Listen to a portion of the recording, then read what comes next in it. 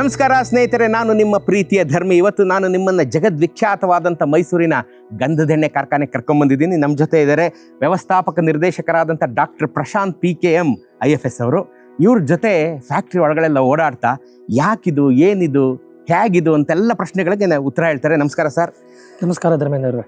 ಮೊದಲನೇದಾಗಿ ಹೇಳಿ ಸರ್, ಈ ಸರ್ಕಾರಿ ಕಾರ್ಖಾನೆಗಳು ಯಾಕೆ ಉಳಿಬೇಕು ಇವೆಲ್ಲ ಅಂತ ಹೇಳಿ ಸರ್. ಧರ್ಮೇಂದ್ರ ಅವರೇ, ಕರ್ನಾಟಕದ 106 ವರ್ಷ ಕಳೆದ 10,000 ಜನರಿಗೂ ಹೆಚ್ಚಿಗೆ ಜನರಿಗೆ ನೌಕರಿ ಹಾಗೂ ಅನ್ನಕ್ಕೆ ದಾರಿಯಾಗಿರ್ತಕ್ಕಂಥ ಕನ್ನಡಿಗರ ಹೆಮ್ಮೆಯ ಈ ಸರ್ಕಾರಿ ಸಂಸ್ಥೆ ಉಳಿಲೇಬೇಕು. ಇದು ತನ್ನ ಗುಣಮಟ್ಟ ಹಾಗೂ ತನ್ನ ವೈವಿಧ್ಯತೆಗಳಿಂದ ಜನರಿಗೆ ಯಾವಾಗಲೂ ದೊರಕುವಂತವಾಗಬೇಕು. ಆ ಕಾರಣಕ್ಕೆ ಇದು ಉಳಿಲೇಬೇಕು. ಸರ್, ಈಗ ಸರ್ಕಾರಿ ಕಾರ್ಖಾನೆಗಳು ನಾವೆಲ್ಲ ರಾಜ್ಯದೆಲ್ಲೆಡೆ ಅಥವಾ ದೇಶದಲ್ಲೇ ನೋಡ್ತಾ ಇದ್ದೀವಿ. ಸರ್ಕಾರದಿಂದ ನಡೆಯುವಂಥ ಅಂಗಸಂಸ್ಥೆಗಳು ಒಂದೊಂದಾಗಿ ಮುಚ್ತಾ ಬರ್ತಿರೋಂಥ ಕಾಲದಲ್ಲಿ ಈ ಒಂದು ಕಾರ್ಖಾನೆನ ಇದು ನಮಗೆ ಜನರ ಮೇಲೆ ಹೊರೆಯೇ ಅಥವಾ ಇದು ವ್ಯವಸ್ಥಿತವಾಗಿ ಲಾಭದಾಯಕವಾಗಿ ನಡೀತಾ ಇದೆಯೇ, ಹೇಗೆ? ಆ ಭಗವಂತನ ದಯದಿಂದ, ನಾಲ್ವಡಿ ಕೃಷ್ಣರಾಜ ಮಹಾರಾಜರ ಒಂದು ಆಶೀರ್ವಾದದಿಂದಾಗಿ ಹಾಗೂ ನಮ್ಮೆಲ್ಲ ಕಾರ್ಮಿಕ ವರ್ಗ, ಆಡಳಿತ ವರ್ಗದ ಅವರ ಒಂದು ಶ್ರಮದಿಂದಾಗಿ ನಮ್ಮ ಕಾರ್ಖಾನೆ ನಿರಂತರವಾಗಿ 25 ವರ್ಷಗಳಿಂದ ಲಾಭದಲ್ಲಿ ಬರ್ತಾ ಇದ್ದೇವೆ. ಈ ವರ್ಷ 362 ಕೋಟಿ ನಿವ್ವಳ ಲಾಭವನ್ನು ಪಡೆದು ಐತಿಹಾಸಿಕ ಒಂದು ದಾಖಲೆಯನ್ನು ಸಹ ಈ ನಿರ್ಮಾಣ ಮಾಡಿದ್ದೇವೆ. ಕೇಳಿ ಸ್ನೇಹಿತರೆ, 362 ಕೋಟಿ ನಿವ್ವಳ ಲಾಭ ಪಡ್ಕೊಂಡಂತ ಸರ್ಕಾರಿ ಕಾರ್ಖಾನೆ ಇದು. ಆಕ್ಚುಲಿ ದೇಶದ ಮಹಾನಗರಗಳಲ್ಲಿನ ನ್ಯೂಸ್ ಪೇಪರ್ಗಳಲ್ಲಿ ಹೆಡ್ಡಿಂಗ್ ಆಗಿ ಬರಬೇಕಾಯ್ತಲ್ವಾ ಸರ್ ಇದು? ಸೊ ಇಂಥ ಸಾಧನೆಗಳು ಈ ಫ್ಯಾಕ್ಟರಿಯಲ್ಲಿ ಇನ್ನೂ ತುಂಬಾ ಇದೆಯಾ? ಇದೆ. ನಿಮ್ ಜೊತೆ ತುಂಬಾನೇ ಅದ್ರ ಬಗ್ಗೆ ಎಲ್ಲ ಚರ್ಚೆ ಮಾಡೋದಿದೆ. ಬನ್ನಿ, ನಾನೆಲ್ಲ ಕಾರ್ಖಾನೆ ತೋರಿಸ್ತೇನೆ. ಬನ್ನಿ ಸರ್. ಸರ್, ಇದು ಪೂರ್ತಿ ಏನು ಮರಳು ಹಾಸ್ಯ ಏನಾದ್ರು ಮಾಡ್ತಾ ಇದ್ರು ಸರ್? ಇದೇನಿದು? ಧರ್ಮೇಂದ್ರಜಿ, ಇದು ಈ ಮರಳಲ್ಲ, ಸಾಡಸ್ಟ್ ಅಂತ ಹೇಳ್ತೀವಿ. ಇದು ಶ್ರೀಗಂಧದ ಹೊಟ್ಟು ಅಂತ ಹೇಳಿ ಕರಿತೀವಿ. ಡಿಸ್ಟಿಲೇಷನ್ ಆಗಿ ಇದು ಬಂದಂತ ಪ್ರಾಡಕ್ಟ್. Amazing sir. ಬಹಳ ಪವಿತ್ರವಾದಂತ ಮರದ ಹೊಟ್ಟು ಅಂತ ನಾವು ಅನ್ಕೋತೀವಿ. ಶ್ರೀಗಂಧದ ಮರ ನಾವು ದೇವ್ರ ಸಮಾನ ಅನ್ಕೋತೀವಲ್ಲ ಸರ್? ಸರ್, ಈ ಟ್ಯಾಂಕರ್ಗಳ ಬಗ್ಗೆ ಸ್ವಲ್ಪ ನಮ್ಮ ವೀಕ್ಷಕರಿಗೆ. ಧರ್ಮೇಂದ್ರಜಿ, ಇದು ಈ ಡಿಸ್ಟಿಲೇಷನ್ ಟ್ಯಾಂಕ್ಸ್ ಅಂತ ಹೇಳಿ ಕರಿತೀವಿ. ಶ್ರೀಗಂಧದ ಎಣ್ಣೆಯಿಂದ ಬೇರ್ಪಡಿಸಕ್ಕೆ ಫ್ರಾಕ್ಷನಲ್ ಡಿಸ್ಟಿಲೇಷನ್ ಮೆಥಡ್ ನ ಯೂಸ್ ಮಾಡ್ತಾರೆ. ಈ ಮೆಥಡ್ ನ ತರಲಿಕ್ಕೋಸ್ಕರ ST ಶಾಸ್ತ್ರಿ ಒಬ್ಬ ಅನ್ನುವ ಮಹಾವಿಜ್ಞಾನಿ ಮೈಸೂರು ಸಂಸ್ಥಾನದಿಂದ ಆಗಿನ ಕಾಲದಲ್ಲಿ ಇಂಗ್ಲೆಂಡಿಗೆ ಹೋಗಿ ಇದನ್ನ ಕಲೆಕ್ಟ್ ಮಾಡ್ಕೊಂಡ್ ಬರ್ತಾರೆ. ಮಹಾರಾಜರಿಗೆ ಶ್ರೀಗಂಧ ನಮ್ಮಲ್ಲಿ ದಾಸ್ತಾನು ಹೆಚ್ಚಾಗ್ಬಿಟ್ಟಿರುತ್ತೆ. ಆ ದಾಸ್ತಾನವನ್ನ ಎಣ್ಣೆಯಾಗಿ ಕನ್ವರ್ಟ್ ಮಾಡಿ ರಫ್ತು ಮಾಡ್ಬೇಕಾಗಿರುತ್ತೆ. 2ನೇ ಮಹಾಯುದ್ಧ ಕಾಲದಲ್ಲಿ ರಫ್ತು ಮಾಡಕ್ ಆಗ್ತಾ ಇರಲ್ಲ. ಅದನ್ನ ಸದ್ಬಳಕೆ ಮಾಡಬೇಕಾಗುತ್ತೆ. ಕೇವಲ ರಾಯಲ್ ಫ್ಯಾಮಿಲಿಗಳಿಗೆ ಇದ್ದಂತಹ ಶ್ರೀಗಂಧ ಎಣ್ಣೆಯನ್ನ ಜನಸಾಮಾನ್ಯರಿಗೂ ರಿಯಾಯಿತಿ ದರದಲ್ಲಿ ತಲುಪಿಸಬೇಕು ಅನ್ನೋ ಉದ್ದೇಶದಿಂದ ಮಹಾರಾಜರು ಸರ್ ಎಂ ವಿಶ್ವೇಶ್ವರಯ್ಯನವರನ್ನ ST ಶಾಸ್ತ್ರಿಯವ್ರನ್ನ ಕೇಳಿ ಒಂದು ಉಪಾಯ ಮಾಡಿ ಅಂತ ಹೇಳ್ತಾರೆ. ಆಗ ಹುಟ್ಟಿದಂತ ಐಡಿಯಾನೇ ಮೈಸೂರು ಸ್ಯಾಂಡಲ್ ಸೋಪ್ ಅಂತ ಹೇಳಕ್ಕೆ ನನಗೆ ಹೆಮ್ಮೆ ಅನ್ಸುತ್ತೆ. ರೈತರಿಂದ ಹಾಗೆಯೇ ನಾವು ಶ್ರೀಗಂಧ ಕೋಟೆಗಳಿಂದ ಏನು ಶ್ರೀಗಂಧವನ್ನ ಖರೀದಿ ಮಾಡ್ತೀವಲ್ಲ, ಅದನ್ನ ಪುಡಿ ಮಾಡಿ ಒಂದು ಟ್ಯಾಂಕರ್ಗೆ 1,000 kg, 1 ಟನ್ ಒಂದೊಂದು ಟ್ಯಾಂಕರ್ಗೆ ಹಾಕಿ ನಾವು ಶ್ರೀಗಂಧ ಎಣ್ಣೆಯನ್ನ ನಾವೆಲ್ಲ ತಯಾರಿಸ್ತೇವೆ. ಇಂಟ್ರೆಸ್ಟಿಂಗ್ಲಿ 365 ದಿನಗಳು ಸಹ ಈ ಟ್ಯಾಂಕರ್ಗಳು ಆಪರೇಟ್ ಇತ್ತು. ಅಷ್ಟು ಶ್ರೀಗಂಧ ಕರ್ನಾಟಕದಲ್ಲಿ ಇತ್ತು. ಈಗ ಕೇವಲ 3-4 ತಿಂಗಳಿಗೆ ಮಾತ್ರ ನಾವು ಇದನ್ನ ಬಳಕೆ ಮಾಡುವಂತಹ ಒಂದಿದೆ. ಇಲ್ಲಿ ಶ್ರೀಗಂಧ ಯಾಕೆ ಫೇಮಸ್ ಅಪ್ ಅಂದ್ರೆ ಅದ್ರ ಕ್ವಾಲಿಟಿಗೆ, ಅದರ ಉತ್ಕೃಷ್ಟತೆಗೆ. ಒಂದು ಎಣ್ಣೆಯಲ್ಲಿ ವೈದ್ಯಕೀಯ ಗುಣಗಳಿರ್ಬೋದು ಅಥವಾ ಮೈಕಾಂತಿಯ ಆ ಗುಣಗಳಿರ್ಬೋದು, ಬಟ್ ಇವೆಲ್ಲದನ್ನ ಒಳಗೊಂಡ ಏಕೈಕ ವಿಶಿಷ್ಟವಾದ ವಸ್ತು ಅಂದ್ರೆ ಶ್ರೀಗಂಧ. ಇದು ಟ್ಯಾಂಕರ್ಗಳು ಎಷ್ಟು ಹಳೆಯದು ಸರ್? ಈ ಟ್ಯಾಂಕರ್ಗಳನ್ನ ನೋಡಿ, ಆ ಪುಣ್ಯಾತ್ಮರು ಮಾಡಿರೋದು ಸುಮಾರು 100 ವರ್ಷದ ಹಳೆಯ ಟ್ಯಾಂಕರ್ಗಳು ಸರ್ ಇವು. ಅವತ್ತಿಂದ ನಾವು ಏನು ಬದಲಿ ಮಾಡಿಲ್ಲ. ಈಗೂ ನಮ್ಮ ಇನ್ಕ್ಲೂಡಿಂಗ್ ಎಲ್ಲ ಮೆಷಿನರೀಸು ಅಷ್ಟೇ. ಹಾಕಿದಾಗಿಂದನು ಹೀಗೆ ಸಣ್ಣ ಪುಟ್ಟ ಎಲ್ಲ ರಿಪೇರಿ ಬರುತ್ತೆ, ಅಷ್ಟು ಬಿಟ್ರೆ ಯಾವುದೇ ಕಾರಣಕ್ಕೂ ನಾವೆಲ್ಲ ಬದಲಾ ಮಾಡಿಲ್ಲ. ಆ ತಾಂತ್ರಿಕತೆಯ ಎಫಿಷಿಯನ್ಸಿನ ಜಾಸ್ತಿ ಮಾಡಕ್ಕೆ ಈಗ ನಾವು ಅದನ್ನ ಸ್ಟಡಿ ಮಾಡ್ತಾ ಇದೀವಿ. ಯಾವ ರೀತಿ ಈ ಮೆಕನೈಸೇಷನ್ಗಿಂತ ಅಡ್ವಾನ್ಸ್ಡ್ ಮೆಕ್ಯಾನಿಸೇಷನ್ ಯೂಸ್ ಮಾಡಬೇಕು. ಶ್ರೀಗಂಧದ ಎಣ್ಣೆ ತೆಗೆಯೋದೇನ್ ಕೆಲಸ ಇದೆಯಲ್ಲ, ಇದು ಬಹಳಷ್ಟು ಕಷ್ಟವಾದ ಕೆಲಸ. ಯಾಕಂದ್ರೆ ಕನ್ವರ್ಷನ್ ರೇಷಿಯೋ ಅಂತ ಹೇಳ್ತೀವಿ. ಅಂದ್ರೆ ಶ್ರೀಗಂಧದ ಮರದಿಂದ ಎಣ್ಣೆ ತೆಗೆಯೋದು 100 kg ಗಂಧ ಉಪಯೋಗಿಸಿದ್ರೆ 2 ರಿಂದ 3 kg ಗಂಧದ ಎಣ್ಣೆ ಬರುತ್ತೆ. 100 kg ಗಂಧದ ಮರಕ್ಕೆ 2 ರಿಂದ 3 kg ಅಂದ್ರೆ ಬರುತ್ತೆ. ಆಲ್ಮೋಸ್ಟ್ 3%. 3%. ಒಳ್ಳೆ ಗಂಧ ಇದೆ ಅಪ್ಪ, ಒಳ್ಳೆ ರೂಟ್ ಇಂದ ನಾವು ಗಂಧ ತೆಗಿತಾ ಇದ್ದೇವೆ ಅಂತಂದ್ರೆ 4 ರಿಂದ 5% ಬರುತ್ತೆ. ಇಮ್ಯಾಜಿನ್ ಅಂದ್ರೆ ದಟ್ ವಾಸ್ ಒಳ್ಳೆ ಬೆಸ್ಟ್ ಮರ ಆಗ್ಬೇಕದು, ಬರ ಆಗ್ಬೇಕು ಅಂತ. ಅದರಲ್ಲಿ ಕೂಡ ಒಂದು ಇದು ಇದೆ. ಶ್ರೀಗಂಧದ ಮರದಲ್ಲಿ ಅತ್ಯಂತ ಹೆಚ್ಚಿನ ಆಯಿಲ್ ಕಂಟೆಂಟ್ ರೂಟ್ಗಳಲ್ಲಿದೆ, ಅಂದ್ರೆ ಬೇರುಗಳಲ್ಲಿದೆ. ಈ ನಮ್ಮ ಇವರು ಕಳ್ಳರು ಬಂತ ಮರ ಕಡಿದ್ರೆ ಅದು ಅದ್ರಲ್ಲಿ ಏನಿರಲ್ಲ, ಅದರಲ್ಲಿ ಏನು ಇರೋದೇ ಇಲ್ಲ. ಅವರು ತಮ್ಮ ಒಂದು ದಿನನಿತ್ಯದ 500,000 ರೂಪಾಯಿಗೆ ಅದನ್ನ ಕಡ್ದು ಬಿಡ್ತಾರೆ. ಚಿಕ್ಕ ಮರ ಕಡ್ದು ಬಿಡುತ್ತೆ. ಒಂದು ಶ್ರೀಗಂಧದ ಮರದಲ್ಲಿ ಬೇರಿನಲ್ಲಿ, ಸ್ಟೆಮ್ ಅಲ್ಲಿ, ಕಾಂಡದಲ್ಲಿ, ಆ ನಂತರ ಬ್ರಾಂಚಸ್ ಅಲ್ಲಿ ಆಯಿಲ್ ಕಂಟೆಂಟ್ ಇದೆ. ಇಲ್ಲಿ 3% ಇದ್ರೆ 2%, 1% ಬಂದ್ಬಿಡುತ್ತೆ. ಸೊ ಆಮೇಲೆ ಮಿನಿಮಮ್ 20 ವರ್ಷ ಆದ್ರೆ ಮಾತ್ರ ಹಾರ್ಟ್ವುಡ್ ಕಂಟೆಂಟ್, ಮಿನಿಮಮ್ 20 ವರ್ಷ ಆದ್ರೆ ಮಾತ್ರ ಈ ಕೆಚ್ಚು ಅಂತೇವಲ್ಲ ಅದು ಬರುತ್ತೆ. And it's highly medicinal also. ಕ್ಯಾನ್ಸರ್ಗಳಿಗೆ ಕೂಡ ಇದನ್ನ ಯೂಸ್ ಮಾಡುವಂತ ಶ್ರೀಗಂಧದ ಎಣ್ಣೆನ ನಾವು ಇದನ್ನ ತಗೊಳೋದ್ರಿಂದ ಕ್ಯಾನ್ಸರ್ಗೂ ಸಹ ಇದು ಉಪಯೋಗ ಆಗಿದೆ ಅಂತ ಹೇಳಿ ಹಲವಾರು ದಾಖಲೆಗಳುಂಟು. ಸರ್, ಈ ಟ್ಯಾಂಕರ್ಗಳನ್ನ ನೀವು 1 ಶತಮಾನದಿಂದ ಹೇಗೆ ಉಳಿಸ್ಕೊಂಡ್ ಬಂದಿದ್ದೀರಿ? ಇನ್ನು ಸರ್, ಇದು ಆಗ ಇದ್ದಂತ ನಮ್ಮ ಏನ್ ಕಾರ್ಮಿಕ ವರ್ಗದವ್ರು ಏನಿದ್ರು, ಆಗಿನ ನಮ್ಮ ಈ ಸೈಂಟಿಸ್ಟ್ ಎಸ್ ಟಿ ಶಾಸ್ತ್ರಿ ಅವರು ಇದನ್ನ ಏನ್ ತಂದ್ರು, ಆಗ ಅವ್ರದ್ದು ಒಂದು ಒಳ್ಳೆ ವಿಷನ್ ಇತ್ತು ಸರ್. ಇದು 10 ವರ್ಷ 20 ವರ್ಷ ಅಲ್ದೇನೆ ಶತಮಾನದ ತನಕನೂ ಬರಬೇಕು, ಆ ಕ್ವಾಲಿಟಿ, ಆ ಸ್ಟ್ಯಾಂಡರ್ಡ್ಗೆ ಆ ಇನ್ಸ್ಟ್ರೂಮೆಂಟ್ ನ ತಂದ್ರು. ನಮ್ಮ ಕಾರ್ಮಿಕ ವರ್ಗದವರು ಸಹ ಇದನ್ನ ಅಷ್ಟೇ ರೀತಿ ಚೆನ್ನಾಗಿ ಮೇಂಟೈನ್ ಮಾಡ್ಕೊಂಡು ಬಂದ್ರು. ಹೀಗಾಗಿ ಭಗವಂತನ ದಯದಿಂದ ಯಾವುದೇ ನಮಗೆ ಸಮಸ್ಯೆ ಕೊಡ್ಲಿಲ್ದಂಗೆ ಈಗಲೂ ಅದು ಹಾಗೆ ನಡೀತಾ ಇದೆ ಸರ್. ಅದು ನಮ್ಮ ಆಸ್ತಿಯಾಗಿ ಇಲ್ಲ ಕನ್ವರ್ಟ್ ಆಗಿದೆ. ನನಗೆ ಹೆಮ್ಮೆ ಅನ್ಸುತ್ತೆ. Beautiful sir. ಸರ್, ಈಗ ಇವತ್ತಿನ ಜೆನ್ಜಿ ಜಮಾನ ಏನಿದೆ, ಅವ್ರು ಏನಂದ್ರೆ ಈಗ ಎಲ್ಲ ದೇಸಿ ಪ್ರಾಡಕ್ಟು, ಹ್ಯಾಂಡ್ ಮೇಡ್ ಪ್ರಾಡಕ್ಟ್ಸ್ ಹೋಗ್ತಾ ಇದ್ದಾರೆ. ಅದಕ್ಕೆ ಎಷ್ಟೇ ಲಕ್ಷ ರೂಪಾಯಿ ಆದ್ರೂ ಹುಡುಕೊಂಡೋಗಿ ಇದು ಪ್ಯೂರ್ ದೇಸಿ, ಇದು ಹ್ಯಾಂಡ್ ಮೇಡು, ಇದೇ ಒರಿಜಿನಲ್ಲು ಅಂತ ತಗೊಳ್ಬೇಕಾದ್ರೆ ನೀವು ಎಲ್ಲಿ ನಿಲ್ತೀರಿ ಈ ಒಂದು ಇದರಲ್ಲಿ? ಧರ್ಮೇಂದ್ರಜಿ, ನಮ್ಮ ಸ್ಯಾಂಡಲ್ ಸೋಪ್ನಲ್ಲಿ ನಾವು ಬಳಸುವಂತಹ ಎಲ್ಲ ರಾಸಾಯನಿಕ ಕೆಮಿಕಲ್ ಏನಿದಾವೆ ಅವೆಲ್ಲ ಅಪ್ಪಟಿ ನ್ಯಾಚುರಲ್ ಪ್ರಾಡಕ್ಟ್ಸ್ ಇಂದ ಬರ್ತಕ್ಕಂಥವು. ಪ್ರತಿಯೊಂದು ನಮ್ಮಲ್ಲಿ ಯಾವುದೇ ಸಿಂಥೆಟಿಕ್ಸ್ ಅನ್ನೋ ಒಂದು ಕೆಮಿಕಲ್ ನಾವೆಲ್ಲ ಬಳಸೋದಿಲ್ಲ, ಯಾವುದು ಬಳಸೋದಿಲ್ಲ. ಸೊ ಇದು ಅಪ್ಪಟವಾಗಿ ದೇಶಿ ಅಥವಾ ನಾಟಿ ಇದಾಗಿದೆ. ಹೌದು, ಪೂರ್ತಿ. ಹಾಗೆ ಇದಕ್ಕೆ ಒಂದು ಶತಮಾನದ ಇತಿಹಾಸ ಇದೆ. ಇದನ್ನ ಯಾವ ರೀತಿ ಮಾಡ್ತಾರೆ, ಇದು ಮಾಡ್ತಾರೆ ಅಂತ ಹೇಳಿ. ಆಮೇಲೆ ಈಗ ಮಾರುಕಟ್ಟೆಯಲ್ಲಿ ಈ ಸಿಗ್ತಕ್ಕಂತ ಸಾಬೂನುಗಳಲ್ಲಿ ಈ TFM 80% ಇರ್ತಕ್ಕಂತಹ ಏಕೈಕ ಸೋಪು ಅಂತಂದ್ರೆ ಮೈಸೂರು ಸ್ಯಾಂಡ್ಲು ಅನ್ನೋದನ್ನ ನನಗೆ ಹೇಳಕ್ಕೆ ಹೆಮ್ಮೆ ಅನ್ಸುತ್ತೆ. ತಿಳ್ಕೊಳ್ಳಿ ವೀಕ್ಷಕರೇ, TFM 80 ಇರುವಂತ ಏಕೈಕ ಸೋಪು, ಭಾರತದ ಏಕೈಕ ಸೋಪು ಮೈಸೂರು ಸ್ಯಾಂಡಲ್ ಸೋಪು. ಅದನ್ನು ಉಪಯೋಗಿಸ್ ನಿಮಗೆ ಪ್ರಮುಖವಾದ ಕಾರಣ ಇದು ಅಲ್ವಾ ಸರ್? Yes, please. ಸೊ ನಮ್ಮಲ್ಲಿ ಮೇನ್ ಈ ಸಾಬೂನಲ್ಲಿ ಶ್ರೀಗಂಧದ ಎಣ್ಣೆ, ನ್ಯಾಚುರಲ್ ಪ್ರಾಡಕ್ಟ್ಸ್ ನ ಗಿಡಮೂಲಿಕೆಗಳಿಂದ ಬಂದಂತಹ ಏನು ಪದಾರ್ಥಗಳನ್ನ ಉಪಯೋಗಿಸಿ ನಾವು ಸೋಪ್ ಮ್ಯಾನುಫ್ಯಾಕ್ಚರ್ ಆಗಿ ಮಾಡ್ತಾ ಇದೀವಿ. ಸೊ ಇದು ಅಪ್ಪಟ ದೇಶಿಯಾಗಿದೆ, ನಾಟಿಯಾಗಿದೆ. ಸೊ ಈಗ ನಾವು ಮೈಸೂರು ಸ್ಯಾಂಡಲ್ ಉಪಯೋಗಿಸ್ತಾ ಇದ್ದೀನಿ ಅಂದ್ರೆ ಅದು ಅಪ್ಪಟ ದೇಸಿ, ನಮ್ಮ ಕನ್ನಡ ಮಣ್ಣಿಂದ ನಾವು ಗಿಡಮೂಲಿಕೆಯನ್ನೇ ನಾವು ಉಪಯೋಗಿಸ್ತಾ ಇದ್ದೀನಿ ಅಂತ ಅರ್ಥ. ಹೌದು.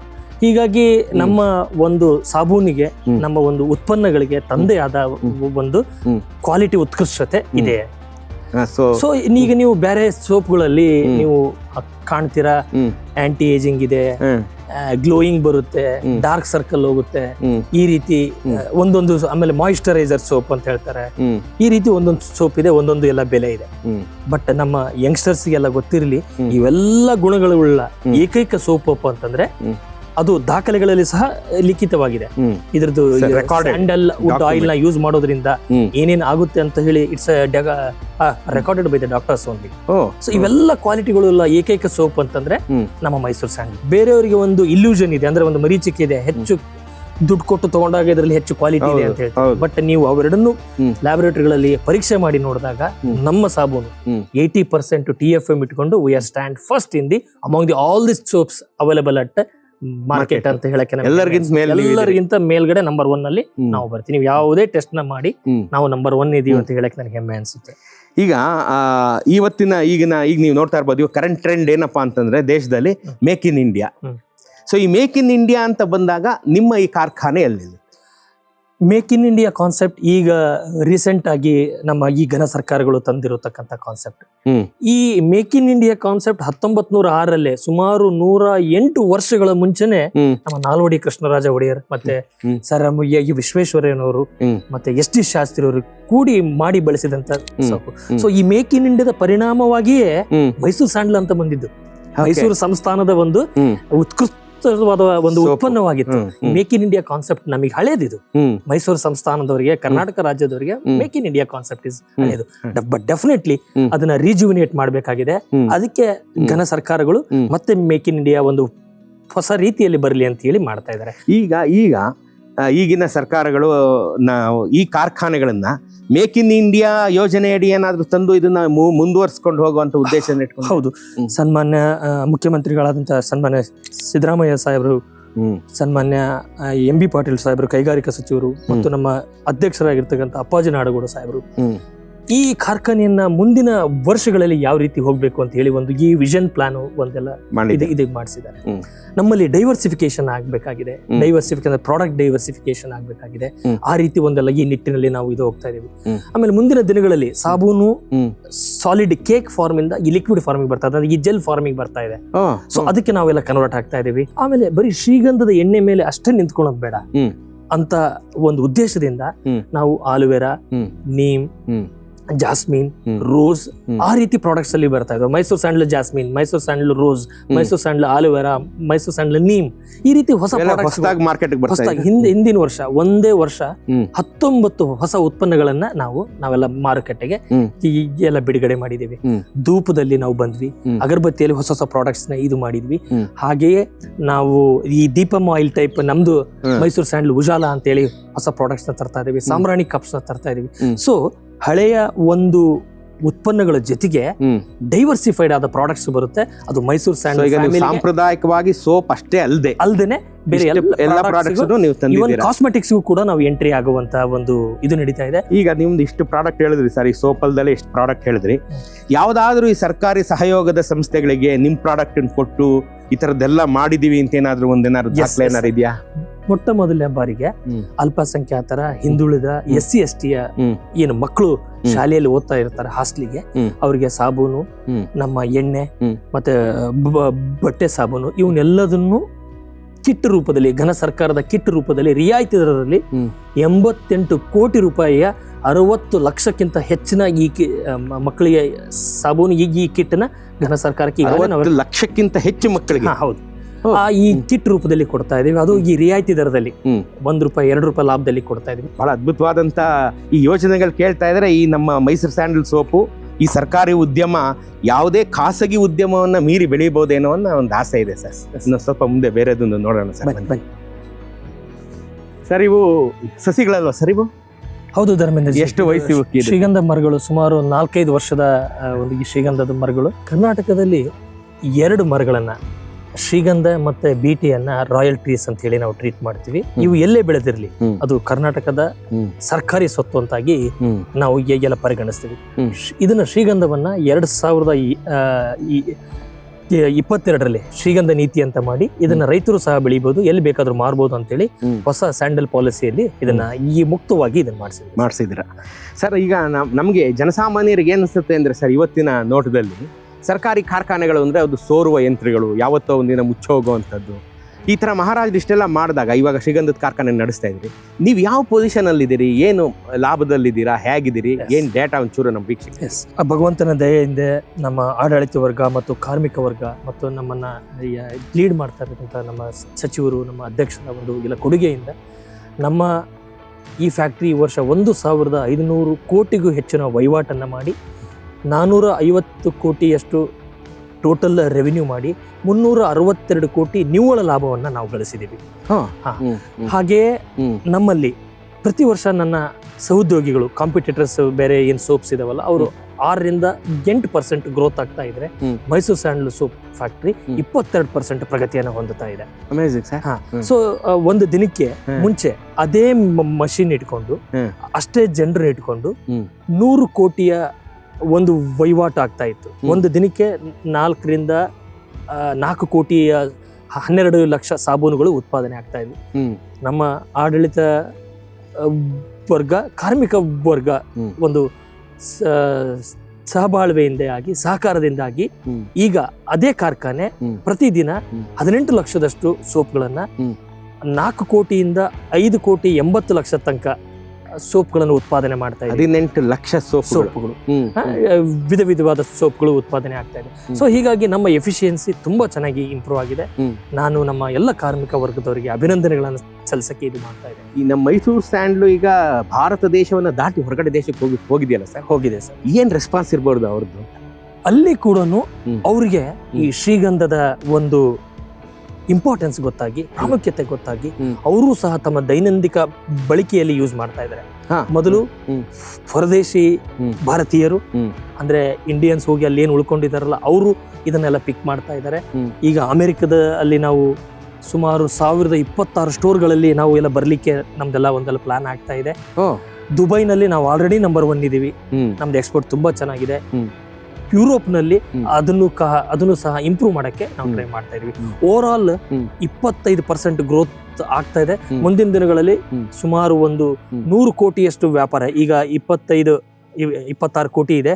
ಮುಂದಿನ ಸತಿ ನಾವು ಅದನ್ನ ಕಳೆದ ನೆಕ್ಸ್ಟ್ 5 years ಅಲ್ಲಿ 100 ಕೋಟಿ ತಗೊಂಡೋಗುವಷ್ಟು ಯಾವುದೇ ಅನುಮಾನ ನನಗಿಲ್ಲ. Amazing sir. ಸರ್ ನಿಮ್ ಕ್ಯಾಂಪಸ್ ಎಷ್ಟು ಎಕರೆ ಇದೆ? ಧರ್ಮೇಂದ್ರಜಿ, ಒಟ್ಟು ನಾಲ್ವಡಿ ಕೃಷ್ಣರಾಜ ಒಡೆಯರವರು ನಮಗೆ 100 ಎಕರೆ ಜಮೀನ ಕೊಡ್ತಾರೆ ಶ್ರೀಗಂಧ ಎಣ್ಣೆ ಮತ್ತು ಸಾಬೂನು ಕಾರ್ಖಾನೆಗೆ. 40 ಎಕರೆ ಬೆಂಗಳೂರು ಕ್ಯಾಂಪಸ್ ಅಲ್ಲಿ, 30 ಎಕರೆ ಶಿವಮೊಗ್ಗದಲ್ಲಿ, 30 ಎಕರೆ ಮೈಸೂರು ಕ್ಯಾಂಪಸ್ ಅಲ್ಲಿ ಕೊಡ್ತೀವಿ. ಈ 30 ಎಕರೆ ಕ್ಯಾಂಪಸ್ ಅಲ್ಲಿ 10 ಎಕರೆ ನಮ್ಮ ಫ್ಯಾಕ್ಟರಿ ಇದೆ. ಇನ್ನುಕಿದ್ದು ಶ್ರೀಗಂಧ ಬೆಳೆದಿದ್ದೀವಿ. ಬನ್ನಿ ತೋರಿಸ್ತೀನಿ ನಿಮಗೆ. ಬನ್ನಿ ಸರ್, ನೋಡ್ಕೊಂಬರೋಣ. ಸರ್, ನಾನು ಯಾವಾಗಲೂ ನನ್ನ ವಿಡಿಯೋಗಳಲ್ಲಿ ಮಹಾರಾಜ ನಾಲ್ವಡಿ ಕೃಷ್ಣರಾಜ ಒಡೆಯರನ್ನ ಹೊಗಳೋದಕ್ಕೆ ನನ್ನ ಹತ್ರ 10,000 ಕಾರಣ ಇದೆ ಅಂತ ಹೇಳ್ತಾ ಇರ್ತೀನಿ. ತಾವು ಈ ಕಾರ್ಖಾನೆಯ ವ್ಯವಸ್ಥಾಪಕ ನಿರ್ದೇಶಕರಾಗಿದ್ದೀರಿ, ಇಷ್ಟು ವರ್ಷ ಕೆಲಸ ಮಾಡಿದ್ದೀರಿ, ತಮಗೇನು ಅನ್ಸುತ್ತೆ ಸರ್?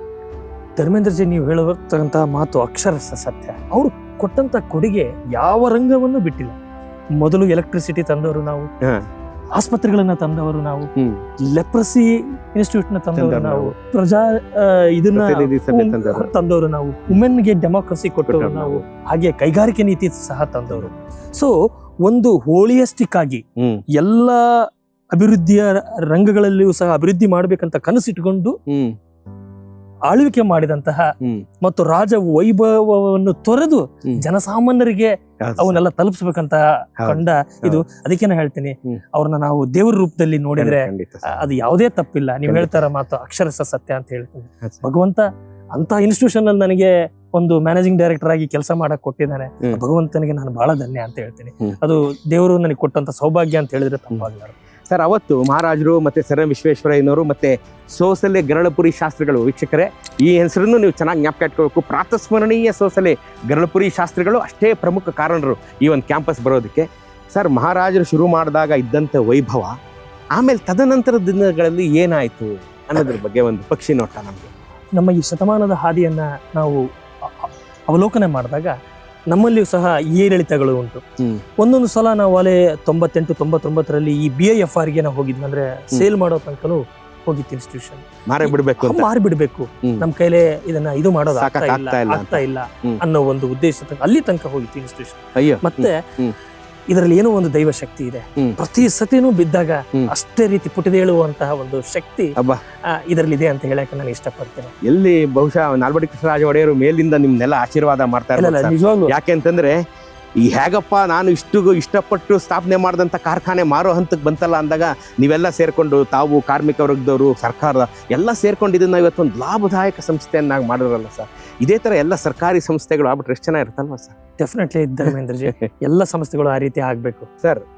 ಈ ಒಂದು ವೈಭವದ ಐತಿಹಾಸಿಕವಾದಂಥ ಗೌರವಾನ್ವಿತವಾದಂಥ ಗಂಧದಂಡೆ ಕಾರ್ಖಾನೆ ಮತ್ತು ಮೈಸೂರು ಸ್ಯಾಂಡಲ್ ಸೋಪ್ ಕಾರ್ಖಾನೆಯ ವ್ಯವಸ್ಥಾಪಕ ನಿರ್ದೇಶಕರಾಗಿ ತಾವು ಸರ್ಕಾರಿ ಸ್ವಾಮ್ಯದ ಕಾರ್ಖಾನೆಗಳು ಹೇಗಿರ್ಬೇಕು ಅಂತ ಆಸೆ ಪಡ್ತೀವಿ?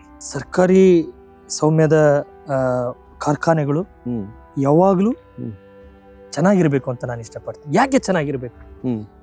ಈ ಕಾರ್ಖಾನೆಗೆ ಸಾಮಾಜಿಕ ಕಳಕಳಿ ಉಂಟು. Amazing sir, correct. ನಾವು ಬರೀ ಲಾಭದ ಬಗ್ಗೆ ಅಷ್ಟೇ ನಾವೆಲ್ಲ ಮಾತಾಡ್ತಾ ಇಲ್ಲ. ನಾನು ಇಷ್ಟು % ಲಾಭ ಮಾಡಬೇಕು, ಇಷ್ಟಿದೆ. ಅದರ ಜೊತೆಗೆ ಸಾಮಾಜಿಕ ಕಳಕಳಿ, ದೀನ ದಲಿತ ದುರ್ಬಲ ವರ್ಗದವರು ಇಲ್ಲಿ ಅವಕಾಶಗಳನ್ನ ಪಡ್ಕೋಬೇಕು. ಇದು ಎಲ್ಲರಿಗೂ ಅನ್ನ ಕೊಡುವಂತಹ ಸಂಸ್ಥೆ ಆಗ್ಬೇಕು. ಬರೀ ನಾನು ಲಾಭದ ಬಗ್ಗೆ ಮಾಡ್ತಾ ಇಲ್ಲ. ಅದೇ ರೀತಿ ನನ್ನ ಕಾಂಟ್ರಿಬ್ಯೂಷನ್ಗೆ CSR ನಾನು ಮಾಡಬೇಕು. ಸಮಾಜಮುಖಿಯಾಗಿ ಮಾನವ ಧರ್ಮ ಎಲ್ಲರೂ ಎಲ್ಲ ಬೆಳಿಬೇಕಂತ ಕಾನ್ಸೆಪ್ಟ್ಗಳು ಸರ್ಕಾರಿ ಸ್ವಾಮ್ಯದಲ್ಲಿ ಬರಬೇಕು, ಇವು ಉಳಿಬೇಕು. ಮತ್ತೆ ನಿಮಗೆ ಇವತ್ತಿನ ಒಂದು ಕೊನೆ ಪ್ರಶ್ನೆ ಏನಪ್ಪಾ ಅಂತಂದ್ರೆ, ಒಬ್ಬ ವ್ಯವಸ್ಥಾಪಕ ನಿರ್ದೇಶಕರಾಗಿ ಈ ಸ್ಯಾಂಡಲ್ವುಡ್ ಸೋಪ್ನ ಗ್ರಾಹಕರಿಗೆ ಮತ್ತು ನಮ್ಮ ಕರ್ನಾಟಕದ ದೇಶದ ಜನಕ್ಕೆ ತಮ್ಮ ಮೆಸೇಜ್ ಏನು? ನಾನು ಒಬ್ಬ ಮೈಸೂರು ಸ್ಯಾಂಡಲ್ ಸೋಪ್ನ ಮ್ಯಾನೇಜಿಂಗ್ ಡೈರೆಕ್ಟರ್ ಆಗಿ ನಾನು ನಮ್ಮ ಗ್ರಾಹಕರಿಗೆ ಏನು ಹೇಳೋಕ್ಕೆ ಇಷ್ಟಪಡ್ತೀನಿ ಅಂದರೆ, ನಮ್ಮ ಸಾಬೂನು ಅಥವಾ ನಮ್ಮ ಎಲ್ಲ ಉತ್ಪನ್ನಗಳು ನೈಸರ್ಗಿಕವಾಗಿ ಇರ್ತಕ್ಕಂಥವು, ಉತ್ಕೃಷ್ಟದ ದರ್ಜೆಯಲ್ಲಿ ಇರ್ತಕ್ಕಂಥವು, ಹಾಗೆಯೇ ರಿಯಾಯಿತಿ ದರದಲ್ಲಿ ಸಿಗ್ತಕ್ಕಂಥವು. ಇದನ್ನ ಕನ್ನಡಿಗರು, ಭಾರತೀಯರು ಬಳಕೆ ಮಾಡೋದಲ್ಲಿ ಇದು ಒಂದು ಸಂಸ್ಥೆಯನ್ನ ಉಳಿಯೋಕ್ಕೆ ಕಾರಣ ಆಗುತ್ತೆ. 10,000 ಹೆಚ್ಚು ಕುಟುಂಬಕ್ಕೆ ಅನ್ನ ಕೊಟ್ಟಂತ ಒಂದು ಇದು ಸಿಗುತ್ತೆ. ಸೊ ಹೀಗಾಗಿ ಇದು ಪ್ರತಿಯೊಬ್ಬರ ಭಾರತೀಯರ ಅಸ್ಮಿತೆಯನ್ನ ಕಂಡುಕೊಳ್ಳೋಕೆ ಒಂದು ಇದಾಗುತ್ತೆ. ಮೇಕ್ ಇನ್ ಇಂಡಿಯಾ ಆ ಕಾನ್ಸೆಪ್ಟ್ ನ 100 ವರ್ಷದಿಂದ ಮೊದಲೇ ತಂದಂತಹ ಮೈಸೂರು ಮಹಾರಾಜರಿಗೆ ಒಂದು ಸಣ್ಣ ನಾವು ಅಭಿನಂದನೆ ಸಲ್ಲಿಸಿದಂಗೆ ಆಗುತ್ತೆ. ಅನಂತ ಧನ್ಯವಾದಗಳು ಸರ್. ನಿಮ್ಮ ಜೊತೆ ಮಾತಾಡಿ ನಾನು ಈ ಫ್ಯಾಕ್ಟರಿ ಆವರಣದಲ್ಲಿ ತಿರುಗಾಡಿ ನಾನು ಒಂದು ಶತಮಾನದಷ್ಟು ಹಿಂದೆ ಬಂದಂಗಾಯ್ತು. ತಮ್ಮ ಒಂದು ಈ ಸಹಕಾರಕ್ಕೆ ಅನಂತ ಕೋಟಿ ವಂದನೆಗಳು. ಕೇಳಿದ್ರಲ್ಲ ಸ್ನೇಹಿತರೆ, ನಾನು ಮಹಾರಾಜರನ್ನು ಹೊಗಳಕ್ಕೆ 10,000 ಕಾರಣ ಅಂತೀನಲ್ಲ, ಇದು ಮೊದಲನೇ ಕಾರಣ. ಇಂಥ ಗದ್ದೆದಂಡೆ ಕಾರ್ಖಾನೆ ವರ್ಲ್ಡ್ ವಾರ್ ನಡೆಯೋ ಟೈಮಲ್ಲಿ ಮಹಾರಾಜರು, ನಾನು ನಿಮಗೆ ಎಲ್ಲ ವಿಡಿಯೋಗಳಲ್ಲೂ ಹೇಳಿದ್ದೀನಿ, ವರ್ಲ್ಡ್ ವಾರ್ ನಡೆಸಿದವರು ನಾವು ಕಣ್ರಿ ಮೈಸೂರಿನವರು. 2 ಕೋಟಿ ರೂಪಾಯಿಗಳನ್ನ ಮಹಾರಾಜರು ಮೈಸೂರು ಖಜಾನೆಯಿಂದ ನಮ್ಮ ದುಡ್ಡುಗಳನ್ನ ಕೊಟ್ಟು ವರ್ಲ್ಡ್ ವಾರ್ ನಡೆಸಿದ್ರು ಕಣ್ರಿ. ಅಂಥ ದುರಿತ ಕಾಲದಲ್ಲಿ, ವರ್ಲ್ಡ್ ವಾರ್ ನಡೆಯುವಂಥ ದುರಿತ ಕಾಲದಲ್ಲಿ, ಕನ್ನಂಬಾಡಿ ಕಟ್ಟೆ ನಿಂತು ಹೋಗಿ ನಿಧಾನವಾಗಿ ಶುರುವಾಗ್ತಿದ್ದಂಥ ದುರಿತ ಕಾಲದಲ್ಲಿ ಈ ಗಂಧದೆಣ್ಣೆ ಕಾರ್ಖಾನೆ ಶುರು ಮಾಡಿ 16,000 ಕುಟುಂಬಗಳಿಗೆ ಶಾಶ್ವತವಾದ ನೆರಳನ್ನ ಕೊಟ್ಟಂಥ ದೈವಾಂಶ ಸಂಭೂತ ರಾಜಶ್ರೀ ನಾಲ್ವಡಿ ಕೃಷ್ಣರಾಜ ಒಡೆಯರ್ನ ಸದಾ ಸರ್ವದಾ ನೆನೆಸ್ಕೊಳ್ತಾ ಈ ಎಪಿಸೋಡ್ನ ಇಲ್ಲೇ ಮುಗಿಸ್ತೀನಿ. ಮುಂದಿನ ಮಾರ್ನಿಂಗ್ ವಾಕ್ ವಿತ್ ಧರ್ಮಿಗೆ ಸಿಗ್ತೀನಿ. ಅಲ್ಲಿವರೆಗೂ ಟೇಕ್ ಕೇರ್, ಲವ್ ಯು.